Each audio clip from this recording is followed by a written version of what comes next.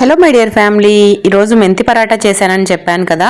దానికోసం అని చెప్పి 1.5 కప్పుల గోధుమ పిండిని తీసుకున్నాను. అరకప్పు శనగపిండిని, రుచికి సరిపడినంత ఉప్పు, కారము, పసుపు, అలానే కొద్దిగా జీలకర్ర పొడి, గరం మసాలా, సన్నగా తరిగి పెట్టుకున్న మెంతి కూరను, ఒక పచ్చిమిర్చి, నూనెను వేసి బాగా చపాతీ పిండిలాగా ఇలాగా ప్రెస్ చేస్తూ కలిపి పక్కన పెట్టేసుకోవాలి. కొంచెం నూనెను అప్లై చేసుకుని 10 నిమిషాల తర్వాత కొంచెం పిండి ముద్దను తీసుకొని మామూలుగా చపాతీలు ఏ విధంగా ప్రెస్ చేసుకుంటామో అదే విధంగానే ఇలాగా ఒత్తుకొని కాల్చుకోవాలి.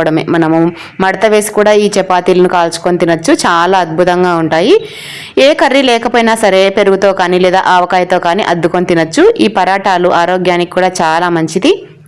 ఒకసారి నేను చెప్పిన విధంగా ట్రై చేసి మీకు ఎలా కుదిరిందని తప్పకుండా కామెంట్ చేయండి. వీడియోలు నచ్చితే లైక్ చేయండి, షేర్ చేయండి. మరిన్ని ఇలాంటి వీడియోలు చూడాలంటే తప్పకుండా ఛానల్ని ఇప్పుడే సబ్స్క్రైబ్ చేసుకొని సపోర్ట్ ఇవ్వండి. మళ్ళీ మరో మంచి వీడియోలో మళ్ళీ మీ ముందు ఉంటుంది మీ సుధక్క.